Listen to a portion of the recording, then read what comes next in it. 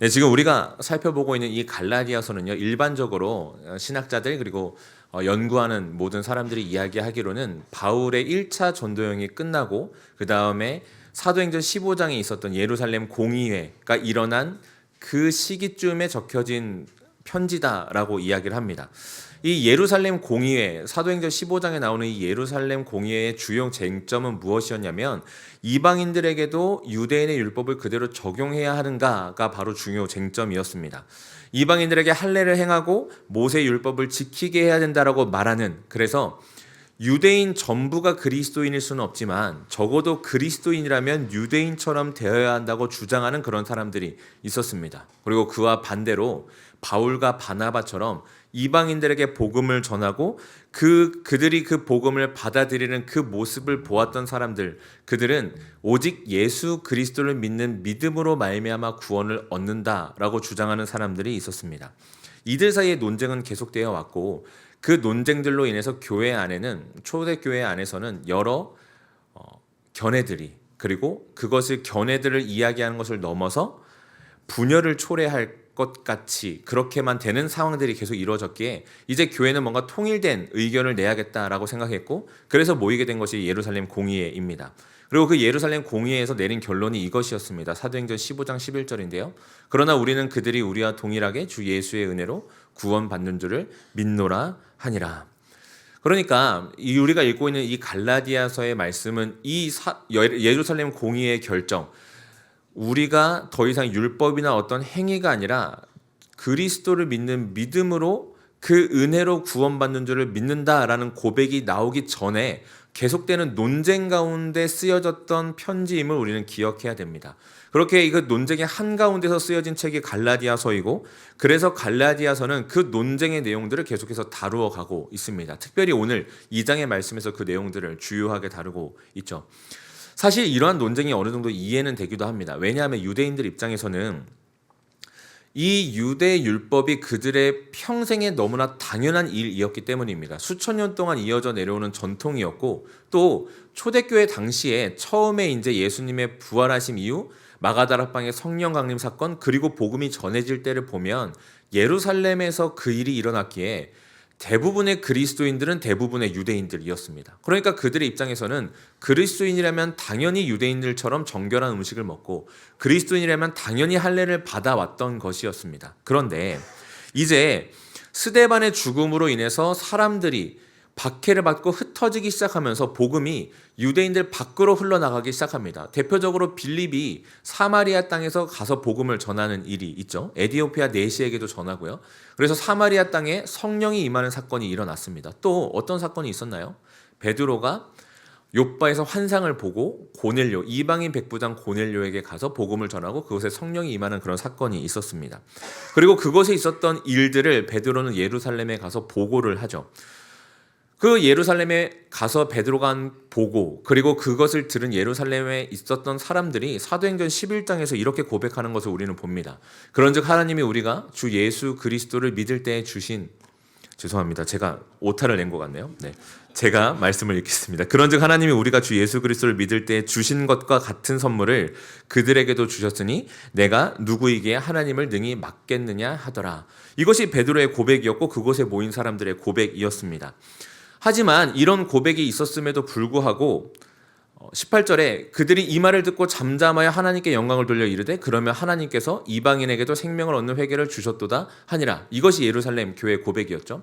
이런 고백이 있고 난 이후에도 교회 안에서는 계속된 이런 논쟁들이 있어 왔습니다. 왜냐하면 아까 말씀드렸던 것처럼 이방인들이 그들에게는 여전히 이방인들이 예수 그리스도를 듣고 복음을 아는 것, 그래서 그리스도를 믿는 믿음으로 구원받는 일이 낯선 일이었기 때문입니다. 그래서 그들에게는 너무나 익숙한 전통, 할례를 받아야지, 너희가 교회 안에 있으면 당연히 율법을 지켜야지라는 그 전통이 여전히 남아있어서 이방인들의 그 전통을 배제한 상태로 보는 것이 어려웠다라는 것입니다. 그래서 이것에 대한 정리가 분명히 필요했던 것이죠. 그리고 이러한 논쟁들은 어디로까지 이어졌냐면 할례를 받지 않아도 된다는, 이방인들에게 오직 믿음으로 구원이 주어진다라고 주장하는, 가르치는 바울에 대한 공격으로까지 이어졌습니다. 바울은 다메섹 도상에서 예수 그리스도를 만난 이후에 박해자에서 복음 전파자가 됐습니다. 그리고 그는 그 복음을 안고 예루살렘으로까지도 갔지만 예루살렘에서 결국 도망쳐야 되는 그런 신세가 됐습니다. 하지만 그 도망이 사울에게는 사역의 끝이 아니라 오히려 이방인들에게 복음을 전하는 계기가 됐고, 사울은 계속해서 사역을 이어나가면서 이방인들에게 복음을 전하고 이방인들이 예수 그리스도를 믿는 일들이 일어납니다. 그런데 그런 사울의 사역들이 계속되는 것들을 보면서 사람들은 사울을 비방하기를 어떻게 비방했냐면, 저 사람은 먼저 사도가 아니다, 예수님과 함께하지 않았다라고 이야기하면서 사도성에 대한 비방을 합니다. 그리고 또 하나는, 그렇기에 그런 바울이 전하는 것은, 이전에 박해까지 했던 그런 바울이 전하는 것은 우리가 예루살렘 교회에서 듣고 있는 베드로의 그 정통성을 벗어난 값싼 복음이다, 부족한 복음이다 라고 바울을 공격하고 폄하했습니다. 이런 상황들 속에서 바울이 이제 14년 만에 예루살렘으로 돌아옵니다. 그것이 바로 오늘 2장의 시작입니다. 기억이 나시나요? 그러니까 할례를 받은 자, 유대인이 할례를 받아야 된다, 이방인들도 할례를 받아야 되냐 말아야 되냐, 이 논쟁 가운데 또 거기에 더해서 그 논쟁에 이어서 바울, 너가 진짜 사도가 맞냐? 정말 이방인들에게 할례를 받지 않아도 된다라고 가르치는 너의 그 가르침이 맞냐? 라고 하는 사람들의 비방, 이것들이 더해진 상황 가운데서 바울이 예루살렘으로 방문한 것입니다. 그곳에서 바울은 자신이 예루살렘에 방문한 이유에 대해서 2절부터 5절까지를 할애해서 설명을 합니다. 2절에 보면 자신이 계시를 따라왔다라고 이야기를 하면서 나는 하나님과 친밀한 교제를 하고 있는 사도이다라고 자신의 사도성을 변호하며 증명합니다. 그러면서 왜 왔는지에 대해서 이야기하기를, 자신이 지금까지 힘써 전해왔던 그 복음, 그리고 애쓰고 있는 그 복음을 전하는 그 일이 왜곡되지 않게 하기 위해서, 다름질한 것이 헛되지 않게 하기 위해서 이곳에 왔다라고 이야기를 합니다. 그렇다면 무엇이 바울이 전했던 그 복음, 다름질을 헛되게 했던 것일까요? 그것은 4절에 나와 있는 사람들인데, 바울은 4절에서 가만히 들어와 그리스도 예수 안에서 우리가 가진 자유를 퇴색되게 만들고 다시 율법의 종으로 만들어 버리려는 거짓 형제들에 대해서 이야기를 합니다. 그러니까 이방인들이 복음을 듣고 그들이 할례를 받아야 된다고 주장하는, 그래서 그리스도로부터 받은 그 은혜와 자유를 퇴색하게 만드는 그 거짓 형제들로부터 자신들이 지금까지 전해왔던 복음이 퇴색되지 않게 하기 위해서 왔다라고 이야기를 하는 것이죠. 그래서 3절에서는 그들 때문에 할례 받지 않은 이방인 디도까지 데리고 왔다, 증거로서, 증표로서 삼기 위해 데리고 왔다라고 이야기하는 것을 보게 됩니다. 그래서 5절에서는 바울이 이렇게 종지부를 찍죠. 복음의 진리가 항상 너희 가운데 있게 하려 함이라고 이야기를 하면서, 그 사람들이 얘기하는 할례에 대한 것이 복음의 진리가 아니요, 지금 내가 이야기하는 것이 복음의 진리다, 그것을 내가 이야기하려 왔다라는 바울의 목적을 분명히 알 수가 있습니다. 또한 이러한 바울의 이 5절의 말씀은 이 문제를 바라보고 있는 바울의 시선 또한 우리에게 확인을 시켜주는데요. 바울은 이 문제가 단순히 할례를 받느냐 할례를 받지 않느냐, 유대인이냐 이방인이냐의 그 의식과 민족의 문제를 넘어서는 문제라고 바라보았습니다. 어떤 문제라고 바라보았냐면 바로 복음의 진리 문제, 그리스도인의 자유와 속박의 문제로 보고 있었고, 그래서 제대로 된 복음을 전하여 교회가 복음 안에서 일치하도록 하기 위해서 이곳에 왔음을, 복음의 진리를 전하여 확증하고 확실히 서도록 하기 위해서 왔음을 이야기하고 있는 것입니다. 그리고 그렇게 온 바울을 예루살렘에 있었던 유력한 자들, 교회 지도자들은 받아들였습니다. 바울의 주장에 어떤 의무를 더하지 않고 친교의 악수를 건네는 것을 보게 되죠. 그것이 6절과 9절에 나와 있습니다. 바울의 모든 사역과 가르침을 인정했던 것입니다. 우리는 이러한 모습들을 통해서 여기서 복음이 믿는 자들에게 실제로 어떤 영향을 미치는지를 좀 살펴보고자 합니다. 먼저는 복음이 믿는 자들에게 어떤 영향을 미치느냐, 복음은 사람들로 하여금 다름으로 인해 선을 긋고 서로 나누는 것이 아니라 서로의 다름을 인정하고 존중하게 하는 것을 우리는 보게 됩니다. 아까도 말씀드렸지만 이 이방인들 그리고 할례의 문제는 결코 작은 문제가 아니었습니다. 당시 유대인들 그리고 유대인 그리스도인들에게는 굉장히 중요한 문제였고, 전통과 문화를 지키느냐 마느냐까지도 갈 수 있는 그런 문제였습니다. 그렇기에 교회 지도자들, 유력자들도 이러한 바울의 가르침과 바울을 인정하는 일에 있어서 큰 결심을 해야만 됐습니다. 이러한 선택을 함으로 인해서 유대인 그리스도인들 전체를 적으로 돌릴 수도 있다라는 그런 걱정 속에서 해야만 했던 결정이었던 것이죠. 그렇지만 그들은 그런 걱정들 속에서도 이전에 베드로가 고넬료 집에서 일어나는 일을 말할 때 듣고 고백했던 것처럼 정말 주님께서 은혜로 말미암아 구원을 주신구나 라고 고백했던 것처럼 사람들의 인식이나 여러 이해관계가 아니라 예수 그리스도께서 주신 말씀에 그리고 성령께서 하시는 일에 근거하여 판단하고 결정했습니다. 바울이 이방에서 했던 그 사역들의 결과와 열매를 보고 정말 이것이 하나님께서 성령님께서 하시는 일인가를 보고 판단했고, 그래서 이들은 당시 유대인 그리스도인들이 이야기했던, 그들이 인정했던 베드로를, 교회의 권위자인 베드로를 예로 들어서 바울을 이렇게 인정합니다. 7절과 8절의 말씀인데요. 도리어 그들은 내가 무할례자에게 복음 전함을 맡은 것이 베드로가 할례자에게 맡음과 같은 것을 보았고, 베드로에게 역사하사 그를 할례자의 사도로 삼으신 이가 또한 내게 역사하사 나를 이방인의 사도로 삼으셨느니라. 그러니까 이 바울이 베드로가 너희가 그토록 따르는 베드로, 그가 할례자들의 사도로 부름받고 복음을 전하는 자로 부름받은 것처럼 바울 역시도 똑같이 사도로 부름받았는데 그가 부름받아서 사역하는 대상이 이방인일 뿐이다. 그의 가르침은 절대로 잘못된 것이 아니다 라고 확증해 준 것입니다. 바울은 이처럼 율법이나 전통, 사람들의 의식과 인식을 뛰어넘어서 복음을 위해서 사역했던 사람입니다. 오늘 말씀에도 보면 예루살렘에 올 때 아까도 잠깐 말씀드렸지만 디도라는 사람을 데리고 오지 않습니까? 유대인인 바나바와 할례받지 않은 이방인 디도를 데리고 와서 자신이 했던 사역의 열매를 증거합니다.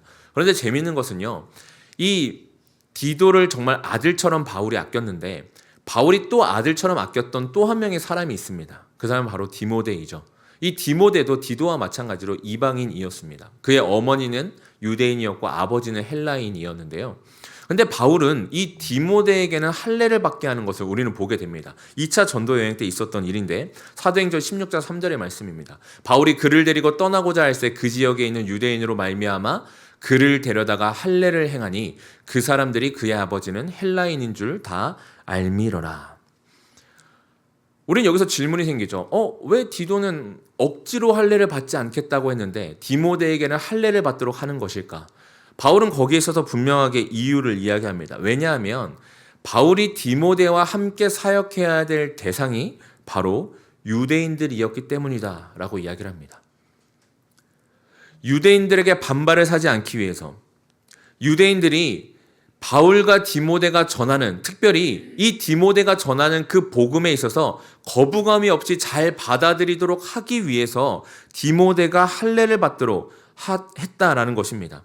이는 할례가 구원에 영향을 주어서가 아니라 복음 전파에 방해가 되지 않도록 하기 위함이었는데, 이러한 바울과 디모데의 선택은 16장 5절에 보면 이에 여러 교회가 믿음이 더 굳건해지고 수가 날마다 늘어갔다라는 그 기록으로서 얼마나 효과적이었는지 우리가 알 수가 있습니다.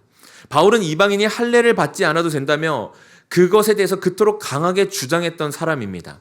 다른 이들이 복음을 듣는 일에 영향을 미친다면 자신이 그토록 그렇게 주장했던 것도 기꺼이 굽히고 양보할 수 있는 사람임을 우리는 이 디모데의 사건을 통해서 알 수가 있는 것이죠. 할례라는 행위와 의식에 매인 것이 아니라 그리스도 예수 안에서, 복음 안에서 얻은 그 자유, 그리고 이 복음을 어떻게 잘 전하는가, 잘 드러낼 수 있는가, 거기에 모든 마음을 쏟았던 사람이 바로 바울입니다. 그리고 그 자유를 통해, 그 자신이 얻은 그 자유를 통해 더 많은 사람들이 복음을 들을 수 있었고 믿을 수 있도록 했던 것이 바로 바울이었습니다.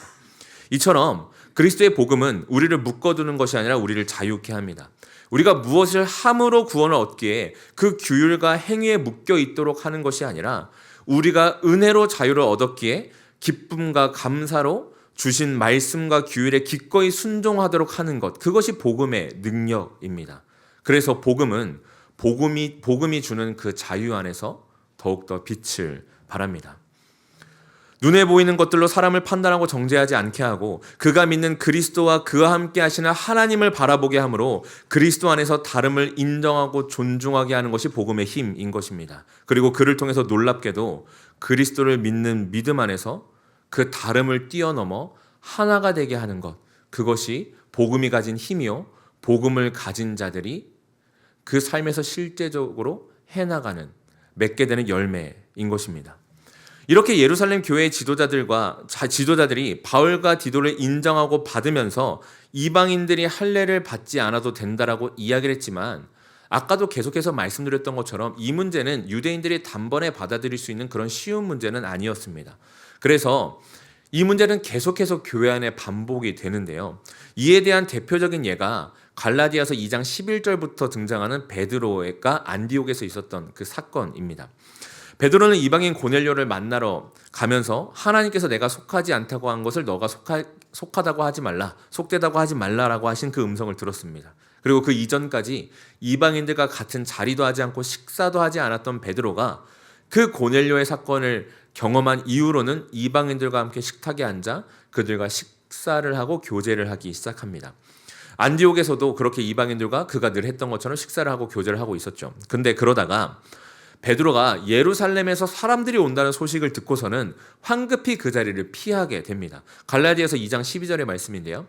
야고보에서 온 어떤 이들이 이르기 전에 게바가 이방인과 함께 먹다가 그들이 오매 그가 할례자들을 두려워하여 떠나 물러가매. 여기서 야고보에게서 온 어떤 이들, 야고보에게서 왔다라는 것은 당시 예수님의 형제이자 예루살렘 교회 지도자였던 야고보, 그 야고보를 이야기하는 것이고, 그렇게 야고보에게서 온 어떤 이들은 예루살렘에서 온 어떤 이들, 유대인 그리스도인들을 의미합니다. 그래서 이 말씀을 보면 그들을 무엇이라고 얘기하냐면 특별히 할례자들이라고 얘기하는데, 이것을 통해서 그들은 단순히 유대인 그리스도인들일 뿐 아니라 할례를 받아야 한다고 주장하는 자들임을 우리는 알 수가 있습니다.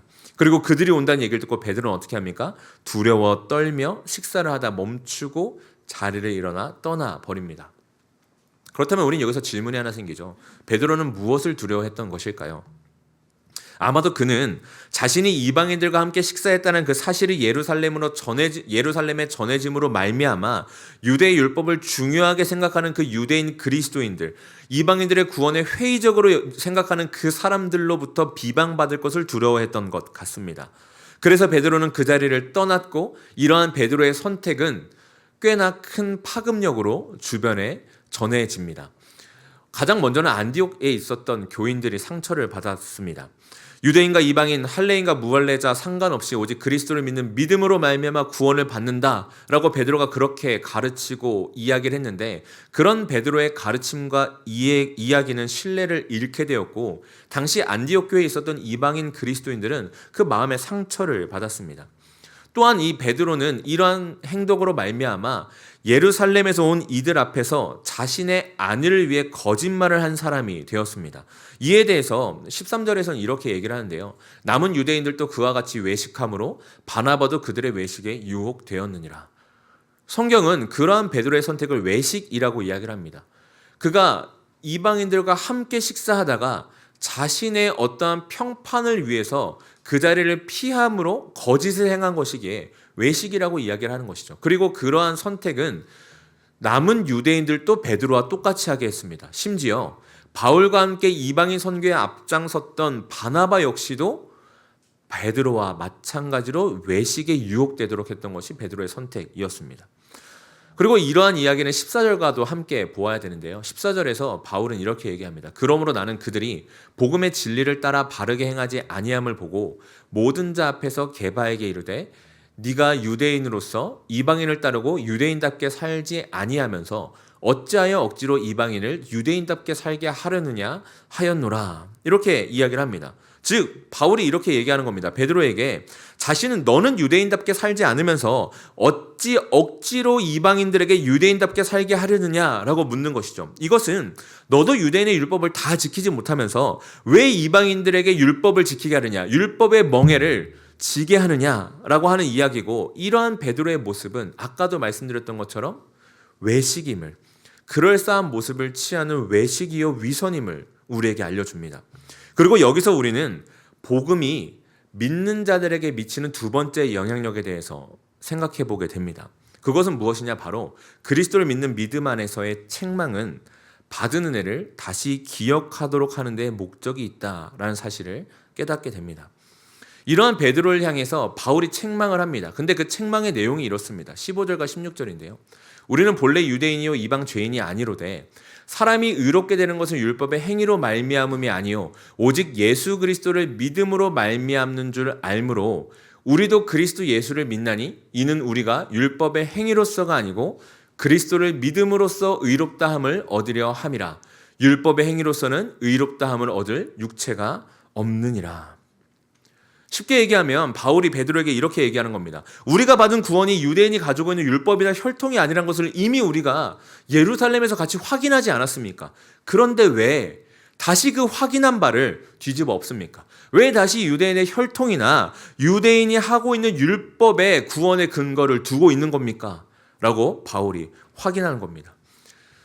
사실 바울은 이 문제를 가지고 굉장히 오래 싸워왔습니다.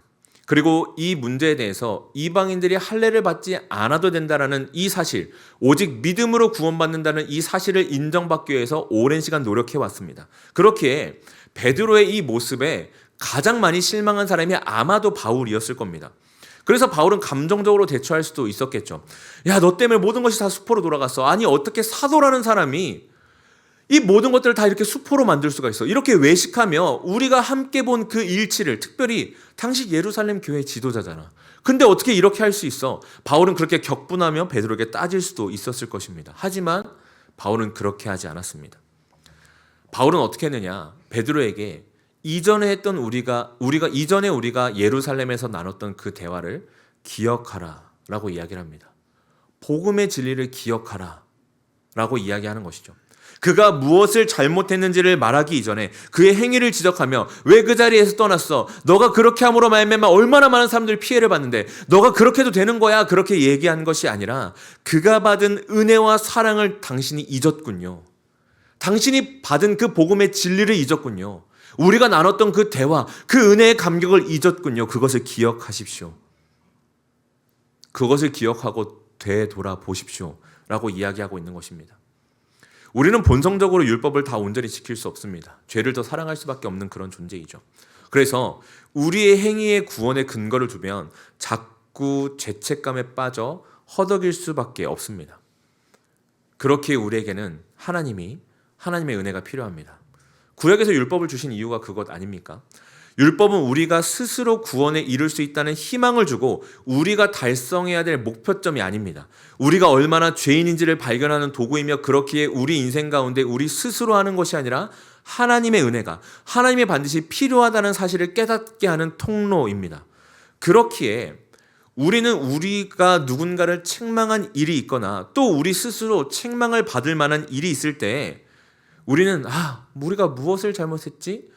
내가 왜 그것을 했지? 저 사람은 도대체 왜 저러는 거야가 아니라 그래서 내가 저 사람이 하나님의 은혜가 필요하구나 라는 사실을 바라볼 수 있어야 합니다. 그리고 그 마음으로 서로를 권면하고 때로는 책망하며 그렇게 각 사람이 얼마나 하나님의 사랑과 은혜를 받은 존재인지를 드러내 줄 수가 있어야 하는 것입니다. 바울은 지금 베드로에게 그렇게 하고 있습니다. 그렇게 그 방향을 잡아주고 있고 그래서 그가 복음의 은혜를 바라보도록 하고 있으며 그래서 그가 했던 일로 말미암아 그가 죄책감을 느끼는 것을 넘어서 그가 무엇을 바라보고 회복해야 되는지 그가 무엇으로 지금 이 자리에 서 있고 무엇으로 살아가고 있는지를 알려주고 있는 것입니다. 그래서 바울은 16절에서 의롭다함을 얻었다라고 말하죠. 의롭다함의 반대는 정죄입니다. 그렇게 의롭게 되었다는 것은 우리가 실제로 죄인임에도 불구하고 더 이상 정죄받지 않게 되었다. 그리스도 안에 있다라면 정죄당하지 않는다라는 의미를 가지고 있습니다. 그래서 19절도 같은 얘기죠. 19절에서는 바울은 이렇게 얘기합니다. 내가 율법으로 말미암아 율법에 대하여 죽었나니 이는 하나님에 대하여 살려 함이라. 이렇게 말하면서 더 이상 구원의 길로서의 율법은 자신에게 의미가 없다라고 이야기를 합니다. 내가 율법을 지키려고 그렇게 애써 보았는데 그 율법을 지키려고 하다가 도저히 율법을 지킬 수 없음을 깨달았고 율법에 대하여 죽었다라는 것을 깨달았고 이른 구원의 길이 율법이 아니라 하나님께서 주신 은혜 안에 있었다라는 것을 알게 되었다. 그것을 고백하고 있는 것입니다.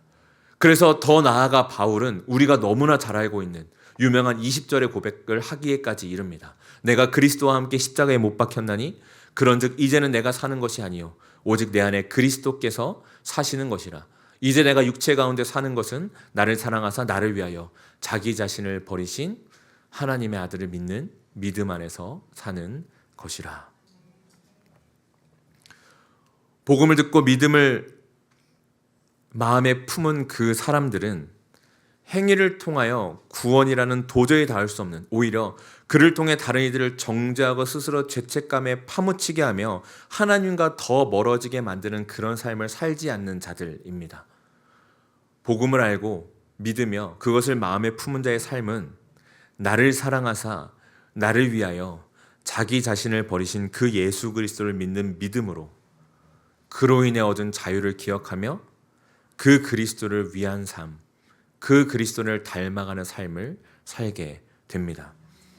그렇기에 다른 이들의 잘못된 행위를 지적하고 정죄하는 것이 아니라 그리스도께서 그러하셨던 것처럼 복음 안에서 받은 은혜를 기억하라는 사랑의 권면을 할 수 있는 삶을 사는 것이 바로 복음을 마음에 품은 사람의 삶입니다. 그리고 서로의 다름을 인정하고 존중하며 복음 안에서의 하나됨을, 일치를 이루어가는 삶을 사는 것이 바로 그 복음을 품은 자의 삶, 그리스도로 인해 얻은 자유가 무엇인지를 아는 자의 삶입니다.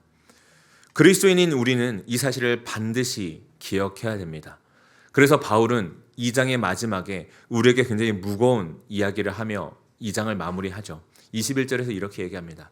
내가 하나님의 은혜를 패하지 아니하노니 만일 의롭게 되는 것이 율법으로 말미암으면 그리스도께서 헛되이 죽으셨느니라. 그 복음의 은혜를 기억하지 못하면 그리스도로 말미암아 자유케 됨을 잊고 너희가 다시 율법의 멍에를 맨다면 그것은 그리스도께서 헛되이 죽으신 것과 같다라고 이야기를 하는 것입니다. 사랑하는 성도님들, 오늘 말씀을 기억하시며 살아가는 저와 사랑하는 성도님들 모두의 삶이 되기를 주님의 이름으로 간절히 소원합니다. 그래서 그리스도의 죽으심과 그로 인해 우리에게 주신 값진 은혜를 헛되게 하는 그런 삶이 아닌 복음의 진리 안에서 주신 풍성한 은혜를 누리며 삶을 살아가는 저와 성도님들의 삶이 되기를, 또한 우리 교회가 그렇게 되기를, 그런 성도들이 모여서 복음 안에서 서로의 다름을 인정하고 존중하며 사랑함으로 복음을 드러내어 권면함으로 그리스도 위에 한 몸 된 교회를 든든히 세워가는 그런 우리 이음교회가 되기를 주님의 이름으로 간절히 축원합니다.